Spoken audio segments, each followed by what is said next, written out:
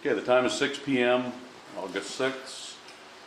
We're having our bi-monthly select board meeting. I'd like to open the meeting with a roll call. Select persons present: Jeff Peters, Josh Tracy, Mike Gould. Employees present: Brian Mullis, Michelle Nichols, Kelsey Shannon, and Matt Blockler and Lance Johnson, also present. Public present: Orman Gray. We'll start our meeting with the Pledge of Allegiance. Please remove the flag. Pledge allegiance to the flag of the United States of America and to the republic for which it stands, one nation, under God, indivisible, with liberty and justice for all. Dad, you might want to take your hat off once in a while when you're outside. Just an observation. Okay.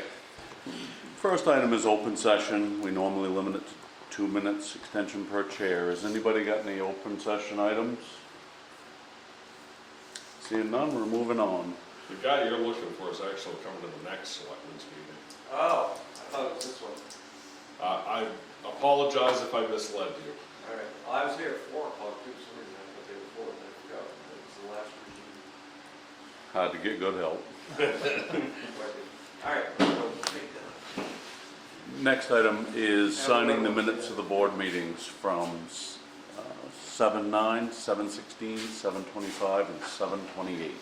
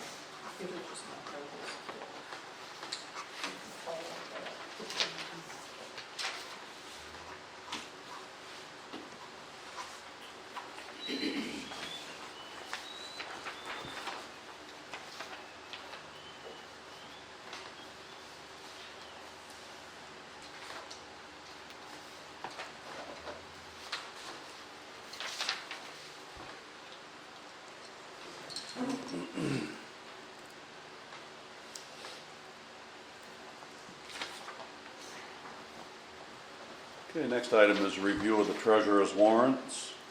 We've got payroll 51, 52, 58, 59, 60, 62, and 64. So I don't know, I thought we had them, but we got a lot I found in the thing. Still in the binder. So I don't know if they just were missed last week, or last time, or what, but.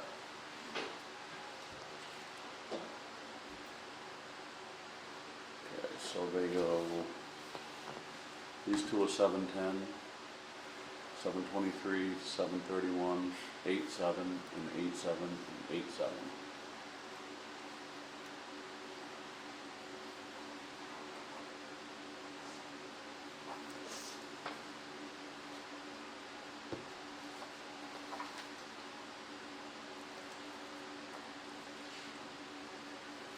Probably Mike and Jeff didn't see the sticky note. The sticky note. What is this one, Michelle? Which one's that? Warrant 52, Andrew McGonigal. It's like He, electronic deals where they have He was somebody away click your initials. when he got his paycheck in December, The mold Mhm. and they gave it back to us and we reissued him one because it was past the 90 days, Okay, because he works away. yep, So okay. Yes. I voided the I see TL it, one and did that we was want a to new inspect, one. make sure we did the whole thing? Since we I- did No, the I papers, didn't they want to came in inspect, after. He usually does a pretty good job. He's a pain in the ass. Sugar and taper. He must have gone up my mouth before, but Actually, I forgot that I put the lock on there, and he called down to the Tizzy because the gate was locked and had never been locked before. And Lance Burgess was standing there, and Lance is like, I'm driving by there on my way home, I'll take that key up and let him borrow it. It's good enough, thank you.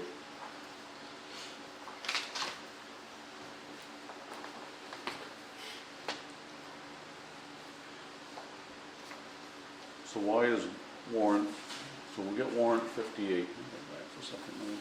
Warrant, There's a second one for Kathy and Diana because of the special town meeting.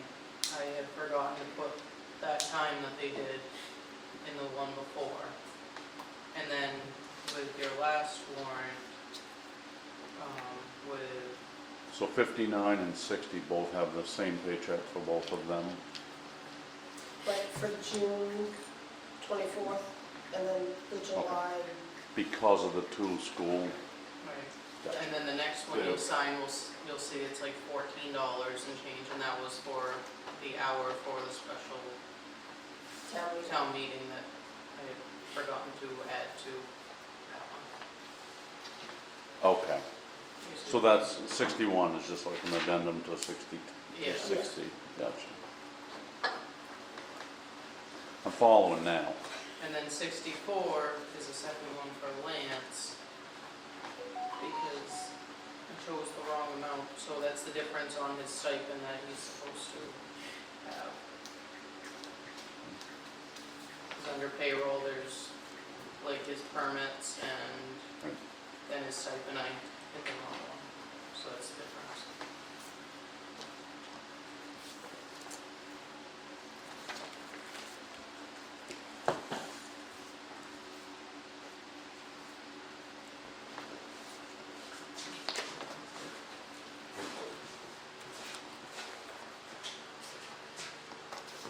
Okay, now we'll move on to accounts payable. The agenda says 61 and 63, the warrant says 62 and 63. Miss- Miss, Yeah, because Yeah, it should I be. must have mixed up the payroll and the accounts payable, because 62 is above. yeah, okay. Kelsey's defense, the last couple of days, she's been trying to do this work, has been just a steady parade in line and gathering of people in the office. I want to pay my taxes. You can barely hear yourself thinking there, so, plus the phone's ringing off the hook, I must have rang 20 times today. so. And while I was in training this morning, there was probably 5 people that came to the door, and then you could hear them all mad walking away after they tried the door and read when we're open and saw the close sign. They still tried it. And that bill came in this afternoon after I had the other warrant done. This one for Smith and Company.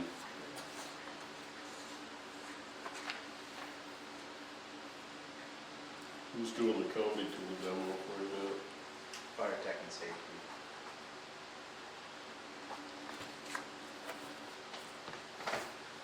First? We're supposed to bring Amicus first and Walmart Road. Was Montra is still around. They used to be a cream crop. That's what Dover's using right now. That's what we always used in Dover years ago. The big heavy ones with the Montras.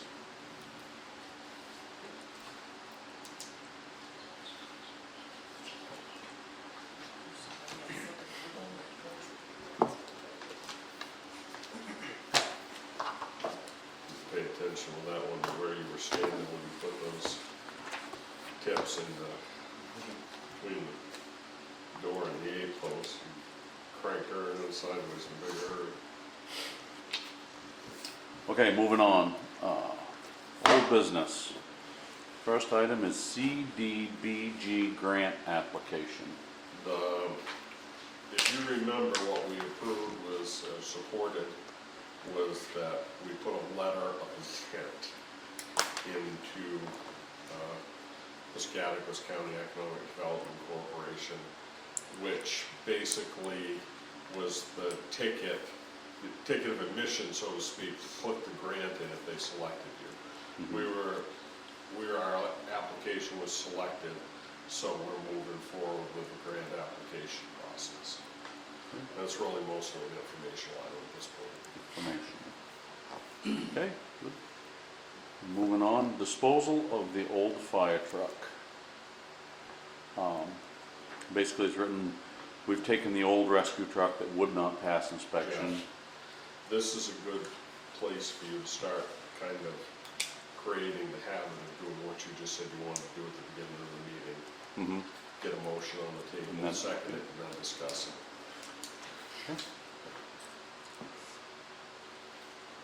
So let's have a motion for discussion on this fire truck. Let's start there. Make a motion to discuss the old fire truck. Discussion. So I can just give you guys a little bit of information that Mhm. you don't know, if you want. Obviously, we approved to swap the body over, that's all done. Everything's taken care of. We're tweaking a couple of the chargers and stuff in the back of the rescue on how they charge, whether they charge when the truck's running or when it's plugged into the shoreline, but regardless of all that, the old chassis we're done with. So we're just basically looking for you guys to figure out what you want to do with that. So right now, it's just sitting out there hanging out. There's nothing off it we want. There's nothing we care about on it. The only thing that's on there right now that if you guys feel the need to take it off, we can, but the old light bar is still on top of it. But it serves us no purpose. That's a mechanical, Yeah, it serves no purpose for us. It would be more of a thing like if we want to take it off so nobody had a red light bar on their truck. But other than that, The only other thing is if we took it off and we this had was- one that Yeah, got whacked, yeah, and we just needed something temporary to throw up there, yeah. we'd have It's it. gonna leave a hole in the roof. of the Well, it's truck. gonna leave 4 holes in the roof, Yeah. which is probably gonna, We just- it's really Well, I mean, somebody else's. you could throw magnets on it. Yeah. And, But, yeah, other than that, we talked at one point, Jeff and I, about the lettering on the side of it, but it's not decals, it's painted on, so it's not easy for us to take decals outside of it. actually, your light bars on your fire trucks these days, they're almost a redundancy. You have enough other emergency warning lights on there. So if your light bar goes down, you're not really significantly impacting things. In theory, that one that's on there doesn't work with any of our newer stuff anyway, because it's an old mechanical and everything now is LED with power units that just won't work with that. So, all the other equipment's been taken off. So what we need to discuss is the process of disposing of this truck, I guess, is what this discussion's about. my thought is we just, I'll give you Well, no, $500. there's All one right. bid right there. I didn't know I was gonna be an auctioneer tonight, Norman. The bids are coming in. I think in the interest of fairness to the community, we would need to put this out to bid if we're gonna do that. Yeah. So I think to me that process looks like,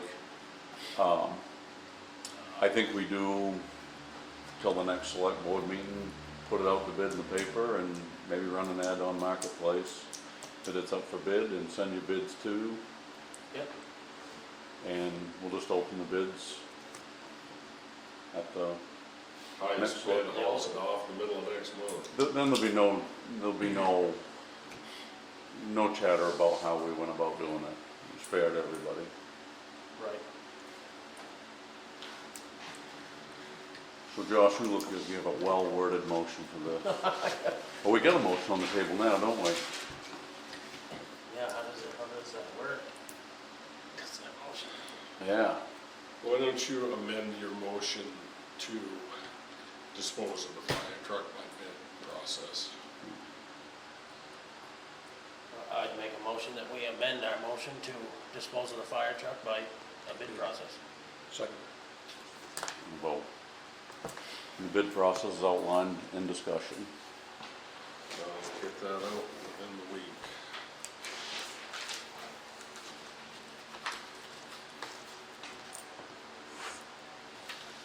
Okay, moving on, new business. First item is animal control officer. Joe has hit the point where he doesn't feel he's physically able to continue doing this. He's 84 years old, he had a recent stroke again.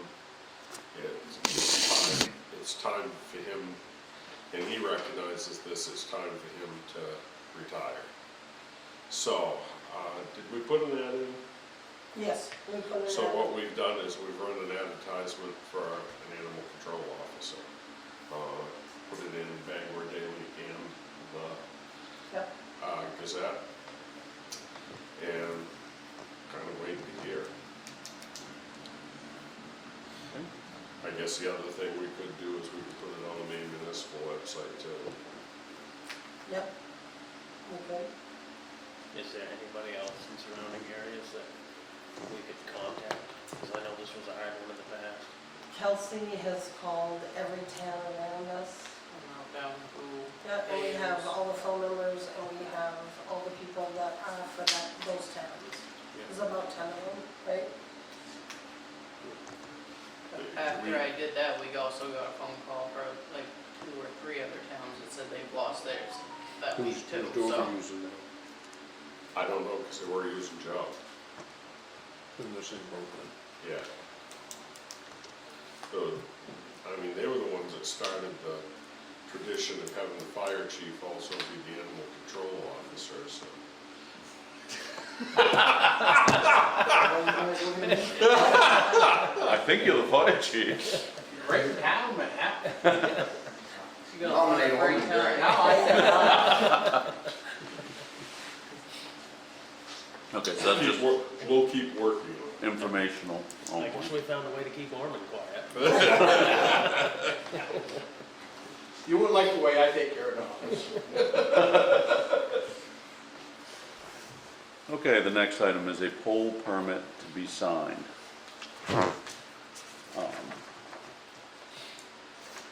Do we have the, I'm not sure where she laid it out here.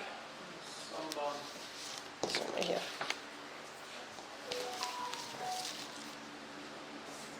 Who's this one for, James? Is this for the okay.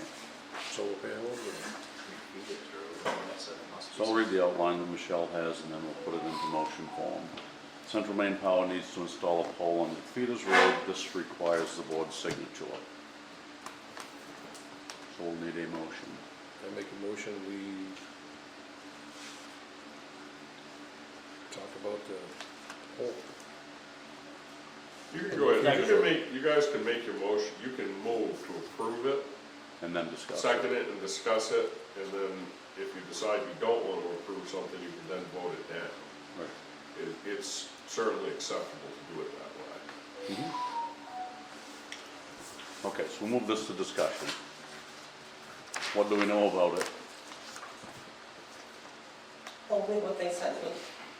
It comes in by fax and it usually comes in sometime after Middle of that. the night. Yeah, Okay, so the location of the pole is approximately 331 feet from the intersection of McFeeters Road and Pleasant Avenue in Sangerville. Headed in a westerly direction. Didn't we just do one for this a few weeks ago? I think you did, but this is another one. I believe. They probably have to lay so many for the transmission from the field out to the road, I guess. Well, you'd think they would have just put it all in one. I would think. So it appears to me like this map shows an existing pole and another existing pole with a new pole between the two poles. They probably had too much span for the wire I load. was they gonna had. say, they probably got some fairly heavy wire, more than that electricity. And we have to keep these for the life of the pole. So there's a book. We keep it on file, but it's an until the actual life of the permit. pole. Yep.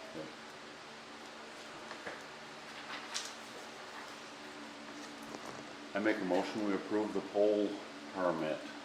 Something. Vote. Sign the pole permit.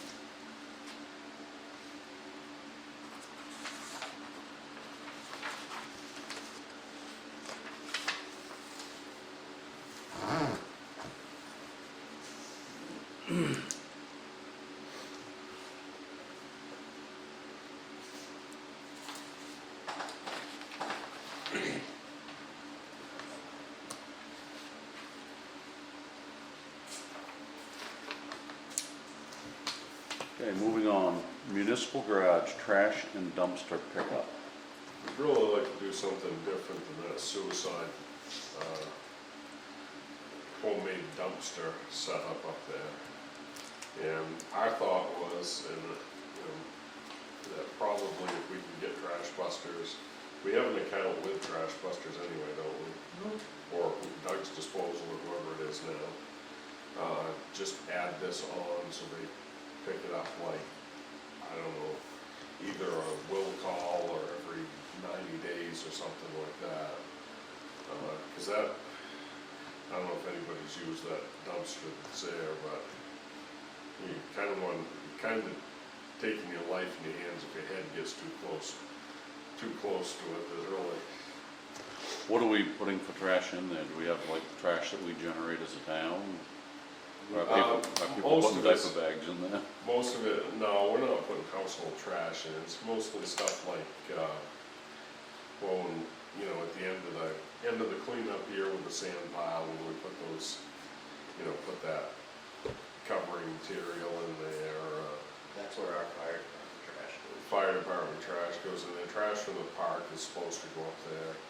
I think Ormond takes the trash from the cemeteries up there as well. I've been taking it to my house. Because you don't like that suicidal dumpster. No, Nobody likes it. So if we have a real dumpster there, you know, would it be, you know, something that you might find it convenient to use?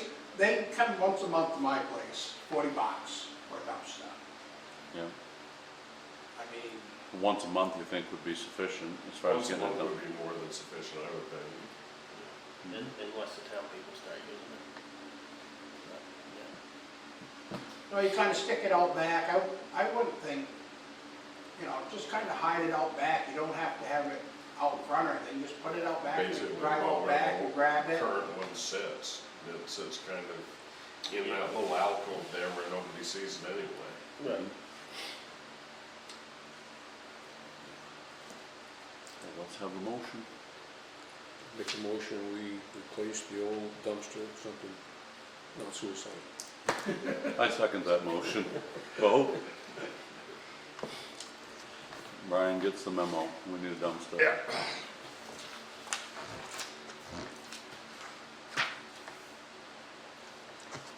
Okay. Next item, we have a supplemental tax certificate to be signed. This lady called on Monday, I believe it was, and she had sold part of her property, but she kept a section of land, and she did not receive a tax bill for it. So I was in contact with Hamlin, and that's what Hamlin had sent. We just need to sign it so that we can send her a tax bill for that property.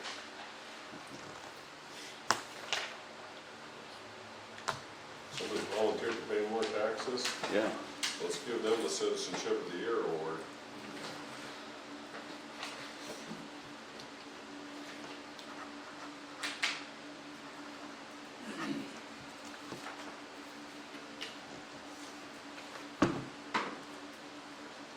Probably easier to do it this year than have two of them next year when they find it. Well, still, take your hat off to their honesty. Yep. Yeah, it's put in the packet. I certainly wouldn't go We looking don't for more have to do taxes to something pay. Okay, moving on. 2 Nights amendment to their brewing license. It's in your packet. Yeah, I guess, So this came in yesterday afternoon, just before I got ready to leave work, and I had no idea what it was. Once I opened it, I couldn't open it, so I contacted the company or the state of Maine office. In your packet, you will find what the permit looks like. They actually sent me one so I could open it up. Okay.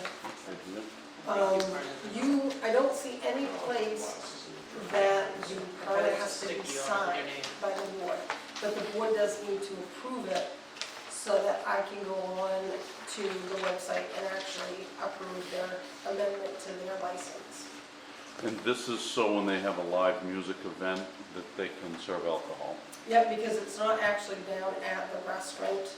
There's a road that's been built and a venue up in the field. Right. And so they have a facility down there that they can actually serve liquor from, beer, wine, I So don't this know is what just else extending the permit to the Oh, backside of To the the lot. backside, yep. It's on a continuously owned section of property, they own the whole. You'll see there's a diagram there as to how the venue is set up. And it also gives you the dates that they've got bands coming to play. We used to have to do this regularly in Dover for, during the big homecoming thing, they, you know, how it's fast They pizza say no. now, but the predecessor to that, we'd do that so they could have serve beer out on the sidewalk. It's just the rules are pretty finicky and fortunately, most of our business people in this area are interested in following to the letter. So I'd make a motion, we approve the amendment to their application. Second. Any discussion beyond what we've discussed? I just see this whole thing about the loud dancing. They say no. So what they do is somebody up there. Shut it down. You take the beer away. There will be none of that. No other discussion or vote? Let's vote, and it is a vote. Okay, moving on. School budget meeting and validation. It says the school budget Chapter meeting. 4, Chapter 3. Chapter 3, 3.0. The school budget meeting will be August 27th at 6 p.m. School budget validation will be held Tuesday, September 9th at Grace Bible Community Room. You have in your packets what I received this afternoon from Anthony Wellness from the school. Our payment has changed, they adjusted it down to $4,000 per month. And this is what they're going with it this time.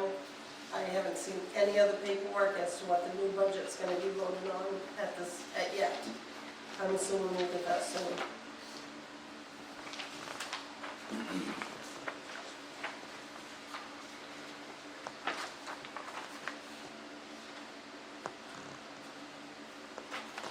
What are they basing this payment plan off of? The last failed election, which we just had in July.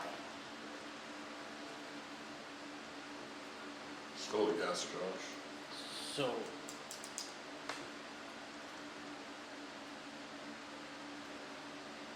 did they calculate the Where we higher paid. difference from last month that we paid extra into this calculation? I believe so. I'm not 100% certain.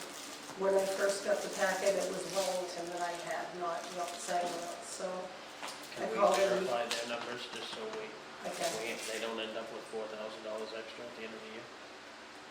I can do that. This is gonna change again with the next budget. too. I know. Yeah.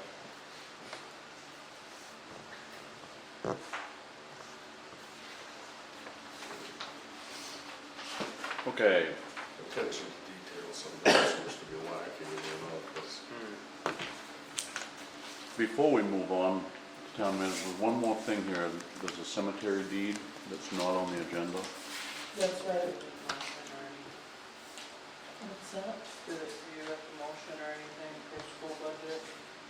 No, I think there was more, just FYI for them. I'm just, we done it for all of us and double check. Yep. I don't even know what those deeds are. You did the deeds. Which ones were I they? think that's Joyce. Is that the one that you had last? That was that on the- needed to be On the agenda signed last last time, meeting, I but think. we didn't have the Okay. deed. You got a warrant here, is it? How do we get that one? Hunter Fleming? 50 warrant? Hey, you got it. I think that stuff was all stuff that was supposed to come last time, Okay, so we have, so that's why there was 50 on there. possibly. Hunter we put as what, Haley or something? Joyce Cody. Or Hadley This or lady something had trouble before, with so it was her wrong. lot. I think we were missing the deeds. that needed to be signed, so these are just paperwork So you had to get it bringing rewritten. you up to date with Yeah, what so we're that supposed to do with her lots. So these are just deeds that need to be signed, we don't Yeah. need anything other than signatures on them. Right, So that was all stuff that was supposed to be, that was one of last times, yeah. okay.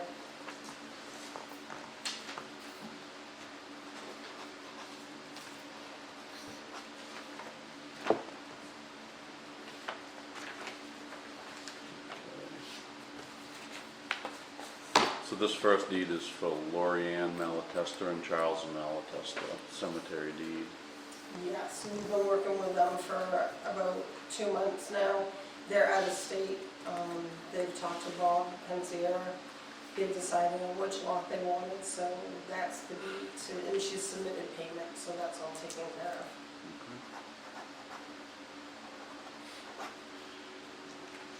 Okay, and the second one is for Joyce Cody. That's the one that changed her lot. Right. And this one, Let's go for this. goes with that one.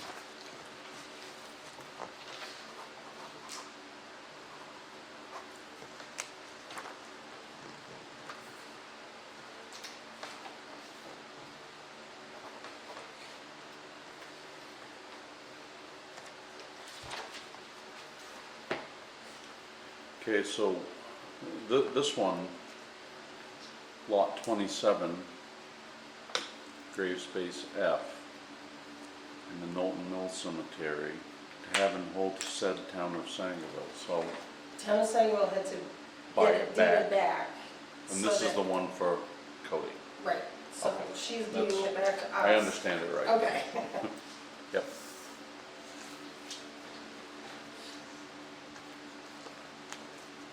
That was the one where the neighbor's stone was too close or something. Yeah. And that one, More than 50. yeah, I think that was supposed to be signed last time, it was booked with those. Those have jumped up. He had the wrong name in the system.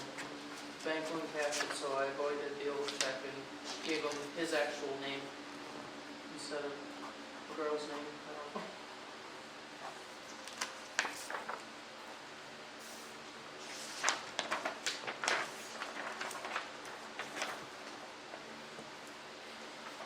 Okay, and the last item in our pile is minutes to the special select board meeting. This is a meeting regarding the old municipal building roof.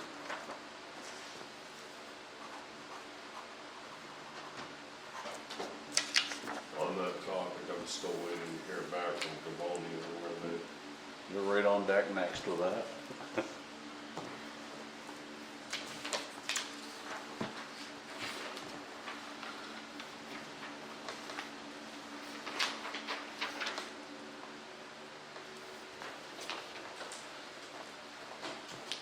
Okay, next item is town manager's report.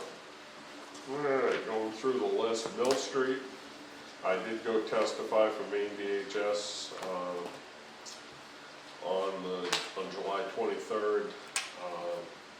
Have not, as of yesterday, or Monday, I guess, I had an email conversation with Catherine Ladd. They're still waiting for a decision from the Honorable Gerald Nussbaum on how that's going to play out. And she said she'd let me know as soon as they did. Did hear from Safeguard Properties, who represents the mortgage holder on the property. They asked about the condition, the condemn order and everything, and I returned their email, sent them a synopsis, and they said, thank you, we're gonna let the lender know and get back to you. They still didn't provide a whole lot of information there. So they were a mortgage broker. They're not even. They weren't the mortgage broker. holder. No, they are like a service company that checks up on this property for the mortgage holder.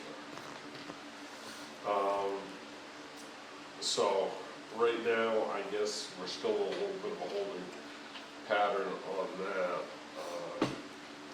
At some point, we're gonna have to probably pull the trigger and the reality is, it's probably gonna, we're probably gonna have to, if we go the demolition route, I don't think the cleanup route's gonna be an option at all. If we go the demolition route, we're probably gonna have to raise $35,000 at a special town meeting to do that, because there's really no account we can pull this out of. No. So, I guess that's food for thought for a future. I'm kinda hoping that before we go down that road, we get some resolution from the from the probate court, the Department of Human Services on this. Have we got actual numbers on demolishing that from contractors, or we're just guessing it? I got an actual number from this D&MJ Waste out of Winterport. They do a lot of this type of stuff, and they basically Google Earthed it and gave me a 32 and change estimate to clean it up and get rid of it. But I would think something like this, my feeling is we would want to raise the money so we have, you know, an up to amount from the people, and then put it out to bid and go to the lowest bidder. Now, could we put that out for quotes? Because then, if we put it out to bid, we have to award somebody to bid. But if we put it out for quotes, we'd at least know where we're at. We could do that too. It's hard to go We to could town put- meeting without a number. Right, that's what I'm thinking too. It'd be nice to, I think people are gonna want a number on that. It'd be- That's something that they can do in the interim, because that doesn't cost us anything other than a newspaper advertisement. Right. We're looking for quotes, estimates, whatever. Yep. We don't even need to make a motion on that one. We can just Go go ahead there. and do it. Yeah.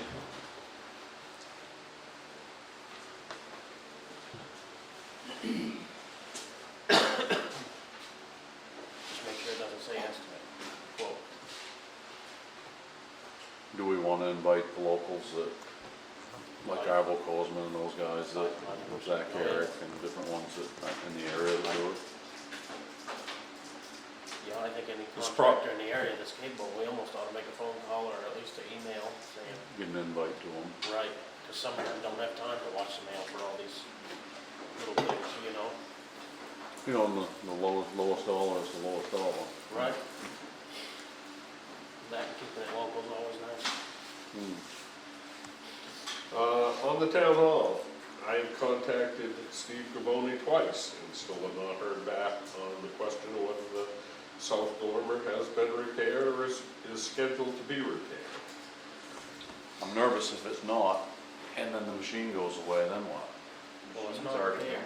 gone. And so, the machine's not out here. Machine left today. Watched it get loaded on a little bit. I thought it was supposed to go August 8th, but anyway.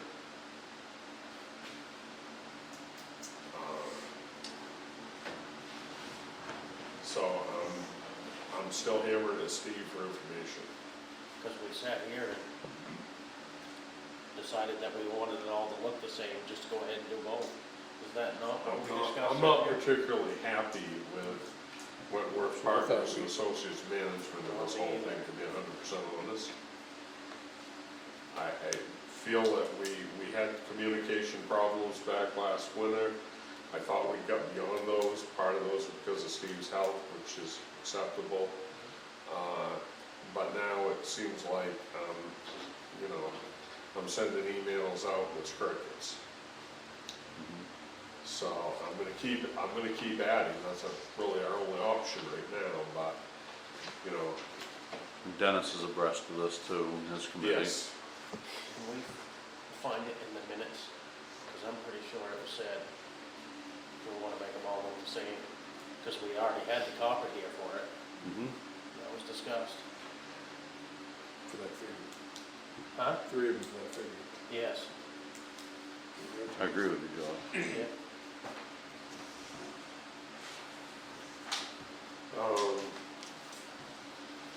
I did go meet with, and actually ended up joining the Historical Society. We are going to pair up in September at a joint meeting of the Historical Society and the Town Hall Committee, and kind of work through what we need to do to get the Historical Society to be able to use their 5013C status to fundraise for the building outside of, well, outside of tax dollars certainly, but there's some grants that only 501c3s can apply for. And the grant funding is really, that's a desert right now. I checked again, and the same message is up there. The legislature never funded the administration of the grant on the historical preservation bond from last year. 2 Nights Festival. I thought we had a very successful festival, and I have put in here thanking several people, but publicly while he's sitting right here.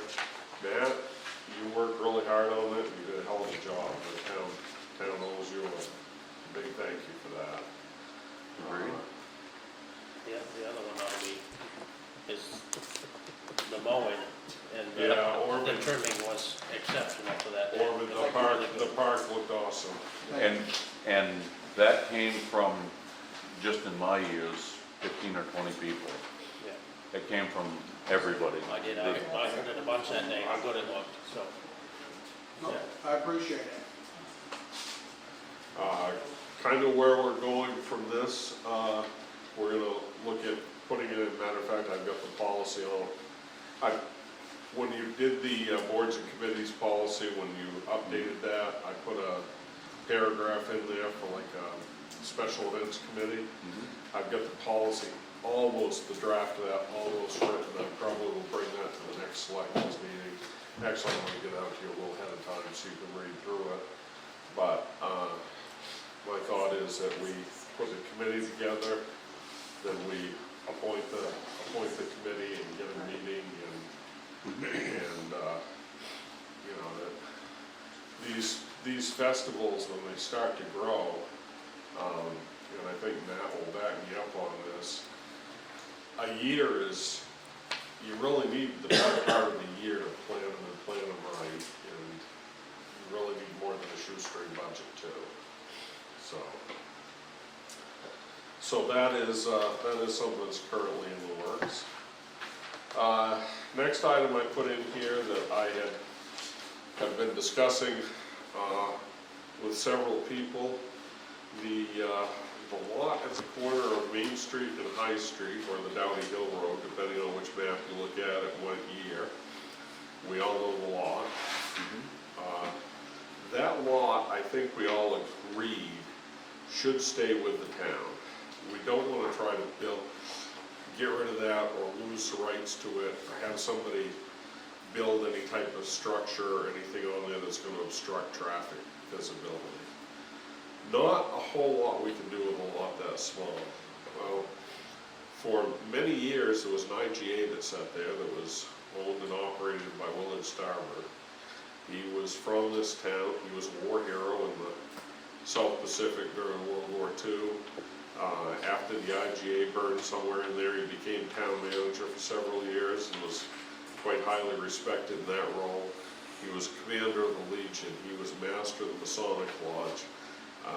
I think you'd find it hard, I think you'd be hard pressed to find a single person in the 20th century that gave more to the town of Sangerville than Willard did. And where it sits on where his business sat, I thought a Willard Starboard Memorial Park would be a really good idea. I pitched the idea to his son, Dan, who is 100% behind it, really thinks it's, you know, he'd love to see the citizens of Sangerville do something like that to honor his father. And a handful of people I've talked to in town, such as Paul Davis, for instance, that I know are friends with Willard, are very much in favor of this. So I wanted to kind of throw it out there. I mean, we're a ways from bringing it to a proposal or a vote or anything, but I wanted people to know I was thinking about it. And I kind of wanted to get the thoughts of the full board and make sure it's something they want me to pursue.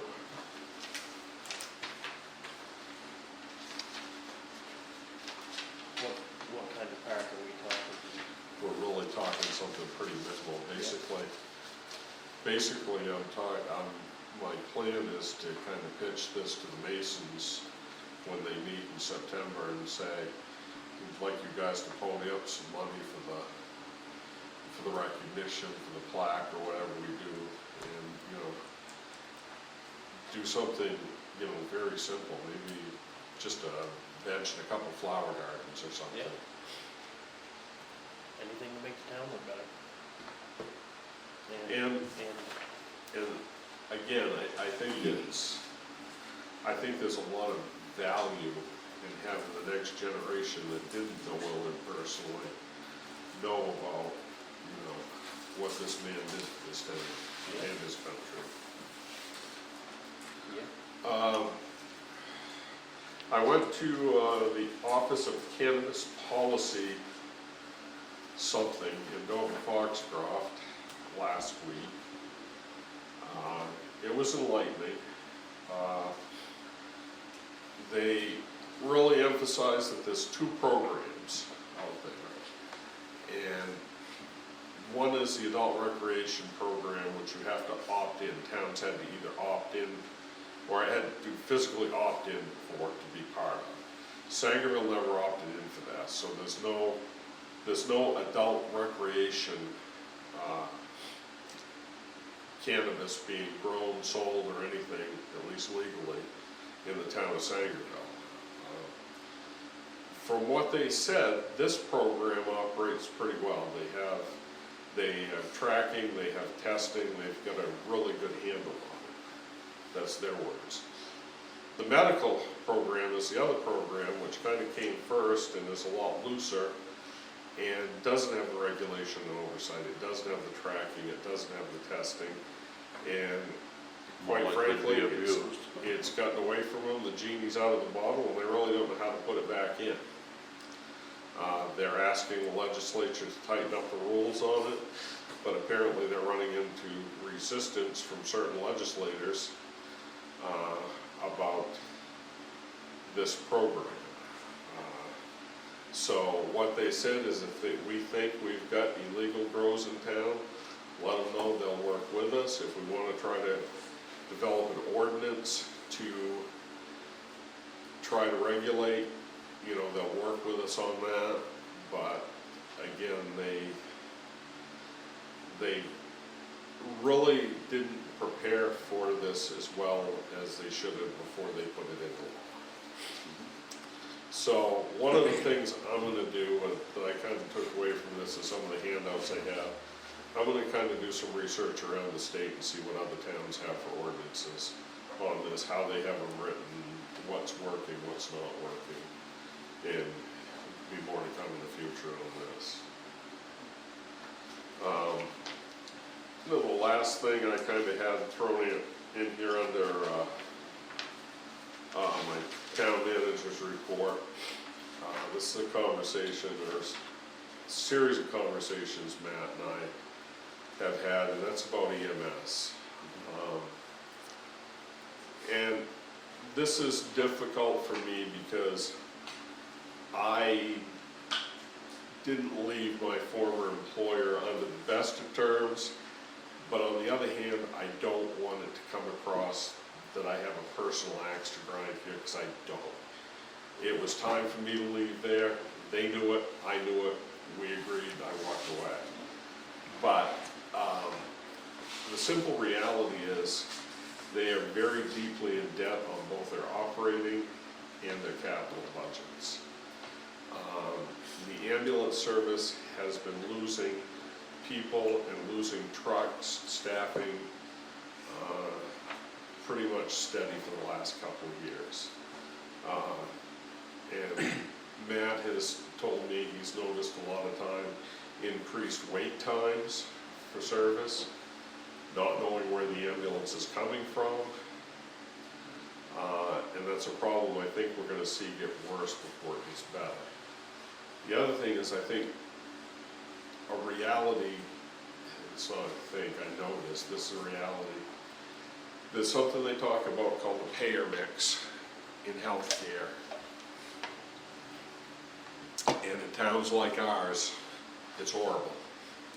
It's mostly Medicare, Medicaid, and private insurance is a very small amount, and self-pay is a substantial amount.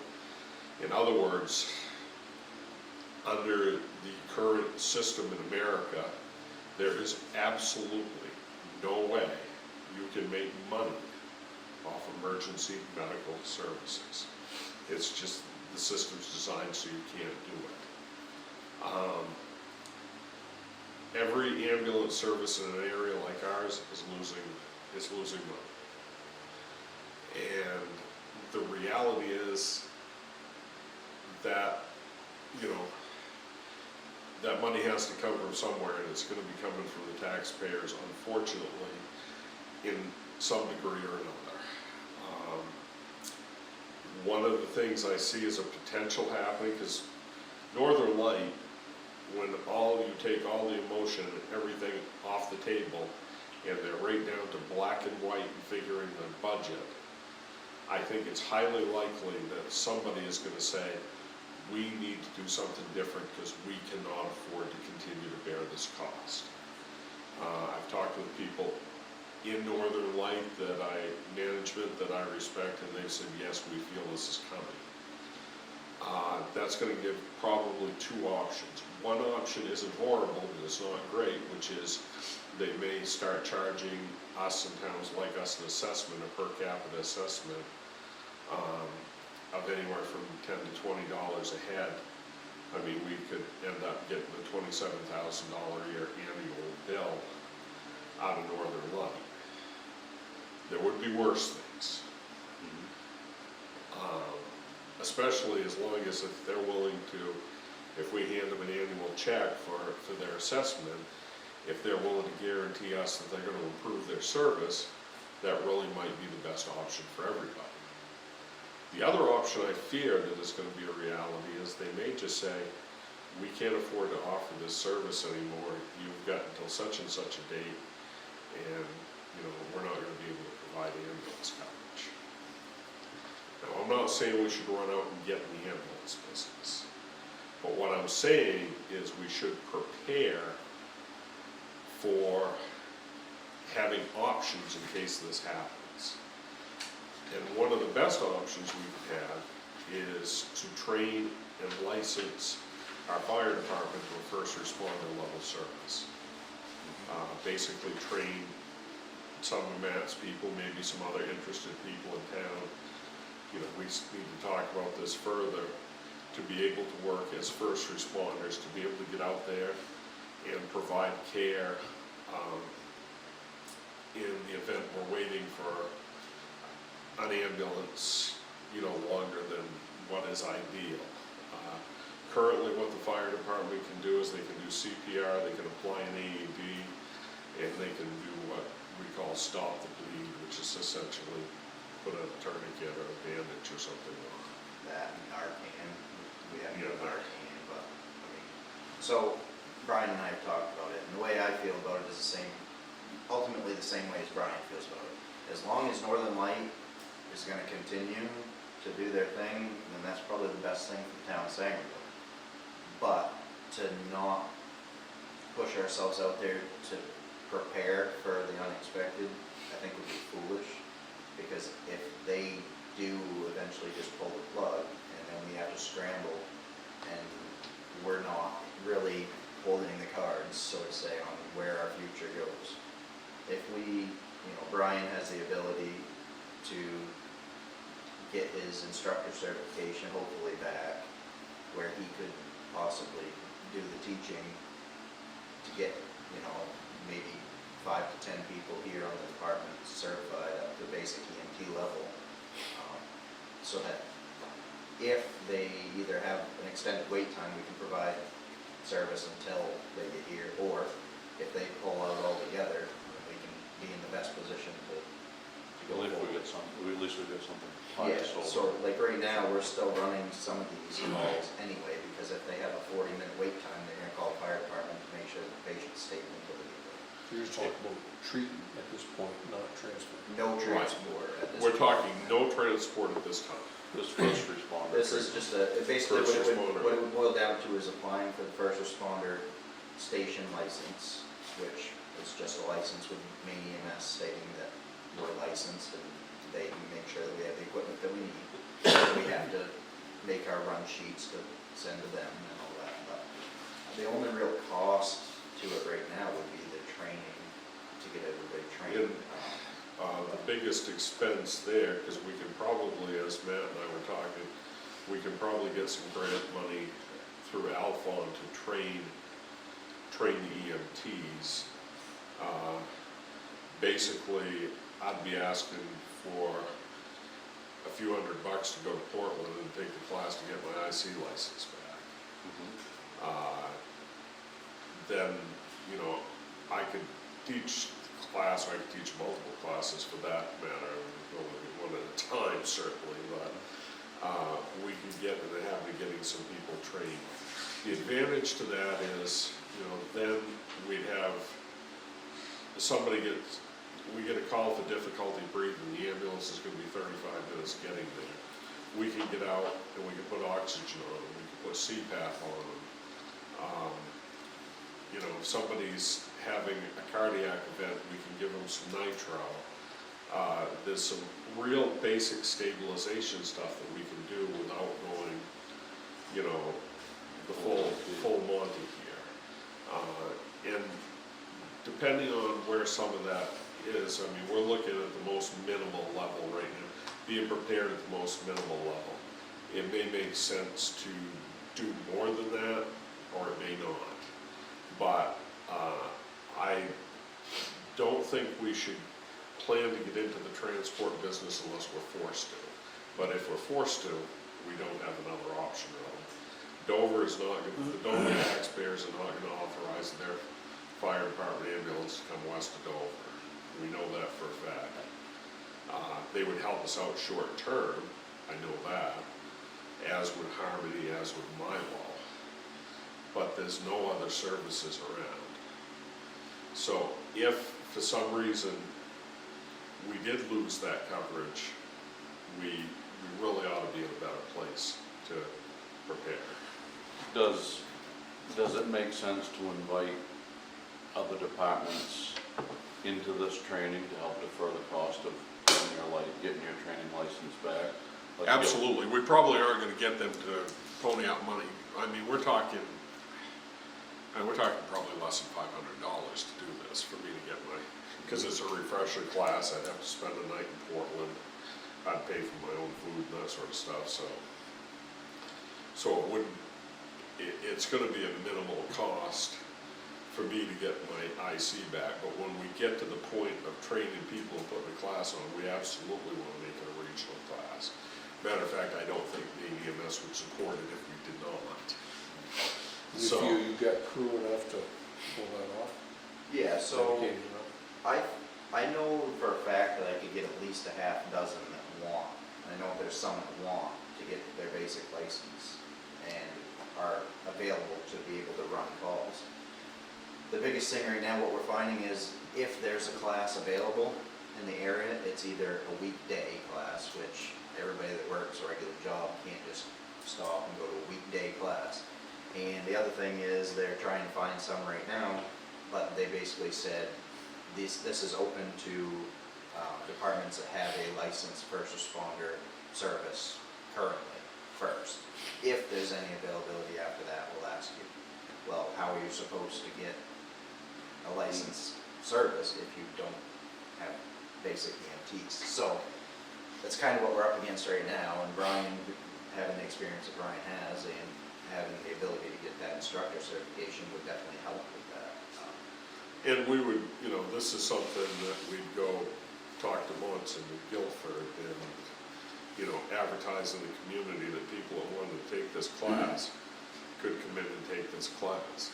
And ultimately, if we did end up needing to do something in the light of losing ambulance coverage, we should try to do a regional type entity to, whether that entity is based in Sangerville and supported by the other towns, whether it's a completely quasi-municipal separate thing.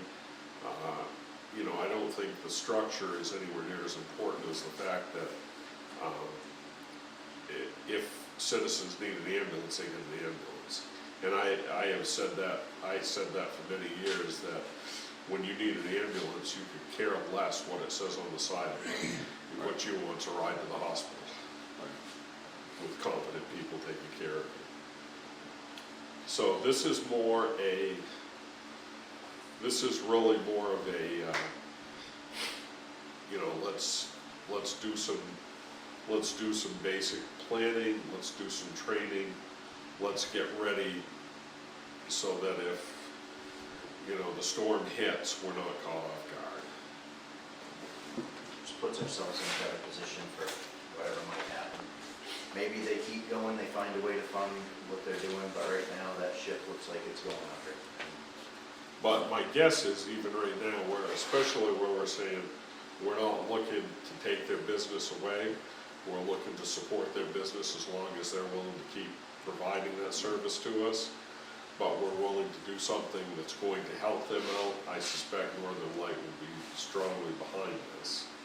It sounds like to me with the time of some of the calls, that this would be beneficial to the people of Sangerville anyways, if Yes. nothing changed.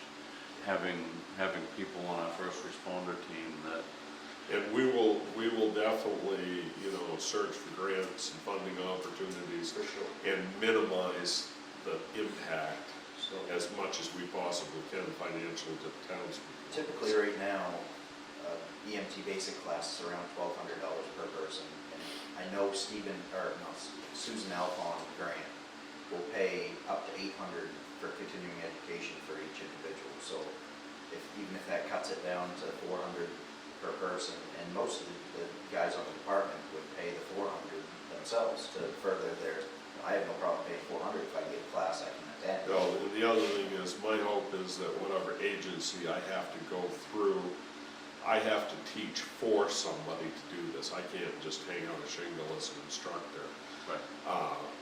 But my hope is that maybe I can negotiate with whatever entity I end up teaching this through, and maybe I take a little bit less than what I would normally take as an instructor fee and get that applied to, I don't know if that's a possibility, but something I'd certainly be able to look at. So, again, wanted to introduce the topic so that we were talking about it. So, I do need to register for the classes the end of next month, but Okay, so like a three-part question. Is there any material we're gonna have to buy? And if so, do we have the budget? When I say material, equipment. equipment. Supplies. If so, do we have budget for it?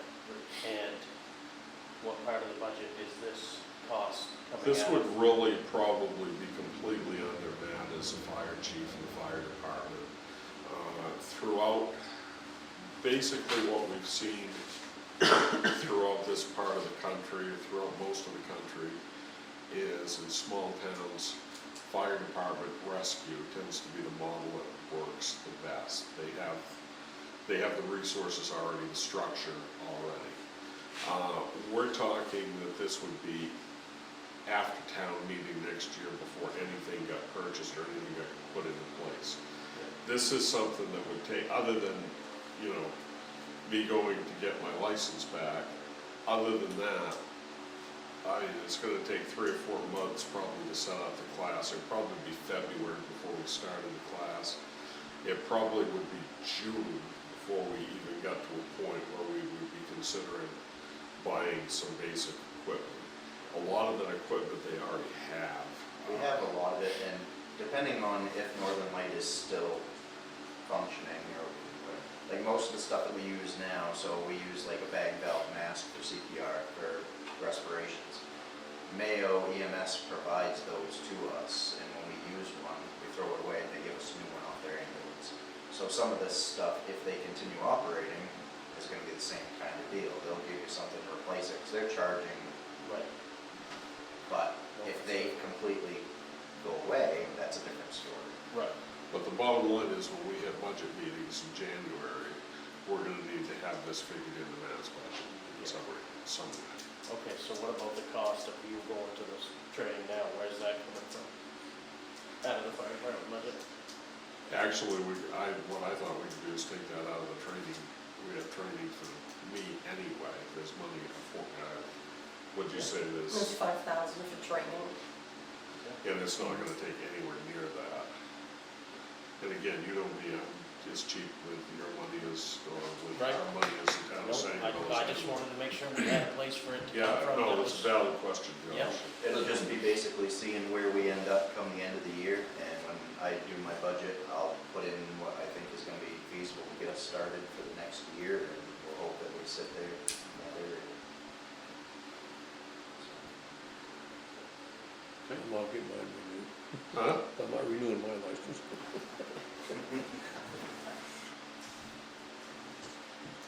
Sounds good, moving on, that's the end of the town manager's Sure. report. You just step back this minute. Are we taxing these license places properly, appropriately? Say that again. The You marijuana probably grow houses should, we if got you here? would, that would be, Are we taxing them as a I would residence, prefer business, that. how are we doing that? I'm not sure, to tell you the truth, I think it's just a residential. That's probably a Josh question. That would be Josh Yeah, I mean, Moore. you just looking, just make sure we're, Josh Moore question. just make sure we're taxing appropriately. How many's in the town? I know at least two, there's three. I know of the one, there's one on Church Street, and one out across from Brian Howard's there. I don't- Yeah. One right next the to one for the- Lynn's. That's the one. They doing anything down by the one by the dump? They were. Yeah, On that's, Main still Street. going. yeah, No, that's for probably all the other- quicker. Yeah, they are, but I don't know, are they the medical, or what is their? All of these are medical. Yeah. That's So- the only, Where they're Are they selling that legal, to though? somebody. Right. well, that's a question. The Office of Cannabis Policy said they're willing to work with us to look to make sure they are legal, but there are, unfortunately, there are So if they're- loopholes that these people So are. if they're a business, why That's what I'm aren't they trying to being figure charged out. for a Is this- business? Right. I will give Josh a call or It's a email valid him question. tomorrow. We don't have a business tax here in Saginaw. They are supposed to file a form with us and pay $10 for, what is it, sole proprietor? Or an LLC or any type of Sole business. proprietorship or LLC. Yep, Oh, it's any type now. Yeah. It was a class yesterday. Yeah. Yeah, I just wanna make sure we're just dealing with appropriate. well, the fans, I mean, there's a lot of, okay, so I'll double check on that tomorrow. Back on the EMS topic, I'd like to make a motion that we approve Brian to spend the money out of the Trading. training fund to go get his license renewed. Okay. Let's vote. And when is that? Portland. When? End of September. Road Commissioner report, I didn't get that yet. Paving, still waiting to hear from Tom, I've contacted him, I think he and Steve lunch together. But ditching, we've been hitting ditching hard the last few weeks. Couple of reasons for this with the budget and, you know, what we can afford. We kind of put the brakes on a lot of stuff, because we didn't know when we were gonna be able to commit taxes, and ditching is probably the cheapest thing we can do for road maintenance, or one of the cheapest things we can do for road maintenance, as well as probably the single most effective thing we can do to maintain our roads. So we've been out, Scott has done ditching on the Townhouse Road, Grant Road, Turner Road, Jackman Corner Road. Currently working on the Goff Road. That Goff Road has not had anything done in a long, long time. I've got, The material he's pulling out of those ditches will blow your mind. I've got a number of concerned citizens on the Goff Road project, flagging, not being able to get through. I've had 5 or 6 calls on it. No, we've had more than that. Yeah, okay. So we're all aware of it and something's being done. We're all aware of it. I've gone out, every time we've had a complaint, I've driven down there and checked the signs. Every time Josh has had a complaint, he's gone down behind me and checked the signs. we're feeling pretty good that there's good signage there. We let Dexter know, we let Parkman know before we started this, we put it on our website, on the Facebook page. People should be aware of it. As far as flaggers, that's a big expense. Yeah. And we didn't budget for flaggers, and I don't think it's necessary. Now, as the whole, I understand it from what I'm hearing, is the whole road is blocked off, so you gotta go all the way around the other way, is that, We've closed it to everything but local traffic. so you can still get through? Yeah, Yeah, they're still seeing 100+ vehicles a day through a. many people are just ignoring this. Yeah. Now, the interesting thing is, what we're finding is, that most of the complaints are not coming from Sangerville residents. Right. The Sangerville residents we've talked to on the Goff Road are thrilled that we're down there doing something for their road, that they pay taxes to us to maintain. That is where I feel our principal obligation lies. So, we're doing the best we can with that. And if people think that situation is bad, all they gotta do is ride Route 15 from Dover to Bangor. That's a state project, that's the worst I've ever seen. Drove it twice today. So, And- I sat there for half an hour, and they weren't even working on the section they had blocked off. Me too. And we do have more signage coming to. Yes, we're gonna. Try to alleviate some of this ahead of time, something we can put out a week ahead of time with dates on it that Right. people can see. That seems to be the complaint I got is, I'm planning on going to work and now I gotta go all the way around and can't get through, the road's blocked off and didn't know what it was gonna be. That's kind of the kind of complaint that I fielded on. I don't know about you guys, but. Pretty much, Yeah. pretty much. And then So some- we don't some wanna guys put, just didn't we don't wanna put the one on tape that Josh addressed personally. But let's say this, when he finishes his time, his tenure as a selectman, we're gonna appoint him as tourism ambassador for the town.